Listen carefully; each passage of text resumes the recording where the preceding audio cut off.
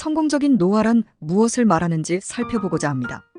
1951년 제2회 국제노년학회에서 인간의 노령화 과정에서 나타나는 생리적, 심리적, 환경적 변화 및 행동의 변화가 상호작용하는 복합 형태의 과정에 있는 사람이라고 노인을 규정하였다. 노인은 지금까지 잊을 수 없는 경험과 좋은 기억으로만 산 것은 아니지만 그럼에도 불구하고 할 수 있는 능력만큼 세상의 이치를 한 가지씩은 깨달으면서 살아왔다. 에릭슨은 심리사회적인 발달의 마지막 8단계에서 노년기를 통합과 절망으로 구분하였다. 큰 후회 없이 생을 뒤돌아보고 개인적으로 보람을 느낄 때 자아통합을 할 수 있다고 했다. 그렇지 못할 경우에는 절망하게 된다고 하였다.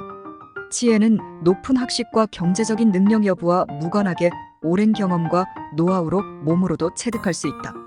척박한 땅에서도 농사를 잘 짓는 농부를 예를 들면 지식보다는 다년간의 경험으로 자연과 주변 환경을 이용하면서 혼자가 아닌 함께 이루어낸 결과이다. 우리들의 선조들이 그랬다. 초고령 시대에 있는 노인들은 지혜로운 사람이다.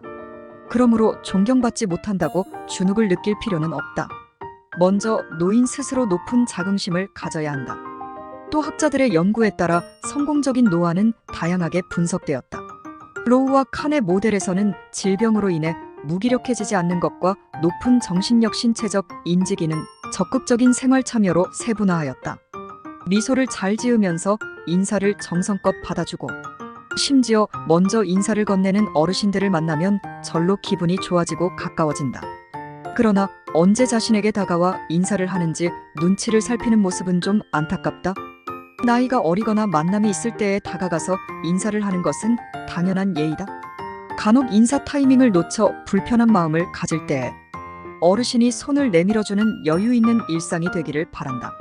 노화는 유쾌하지는 않지만 불쾌한 단어도 아니다. 노화는 죽음과 뗄 수 없는 관계다. 잘 죽는 죽음은 미해결된 다양한 문제와 옳고 그름을 따질 수 없는 큰 난제이다. 연명 완화 의료에 대한 깊이 있는 지식을 가질 필요를 다시 한번 강조한다. 국가는 의료기관의 현실적인 호스피스 병실 지원을 아끼지 말아야 하며 대책을 세워야 한다. 호스피스 기관이 폐업이 늘어나고 있는 안타까운 현실을 주목해야 한다. 생의 마지막에 소외받는 환자가 늘어나서는 안 된다.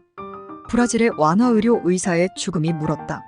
라는 글은 의사의 입장에서 죽어가는 환자를 대하는 바람직한 모습은 최고의 전문 기술과 함께 자신이 할 수 있는 최상의 정신적 돌봄도 제공해야 한다고 했다.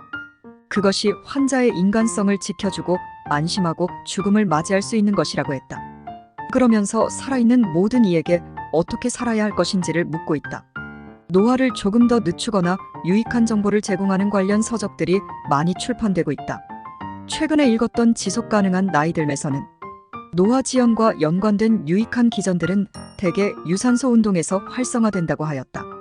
그리고 운동할 때 자세를 만드는 근육들을 조금 더 늘려주는 것이 앞으로는 사회적으로 중요해질 것이라 주장하였다. 스스로 걷지 못하는 순간에 타인의 도움과 의료비 지출이 늘어나고 도저히 홀로 살 수 없게 된다.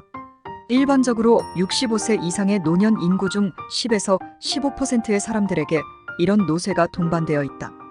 질병이 생겨 조금 더 컨디션이 나빠지면 유의미한 노쇠로 진행할 가능성이 있는 사람은 40% 정도라고 했다.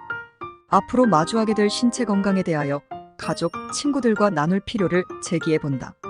질병으로 인한 고통과 정신적으로 피폐해질 자신을 위하여 그리고 소통의 어려움에 대한 대응책을 알려주고 조언을 받은 것은 의미가 있다.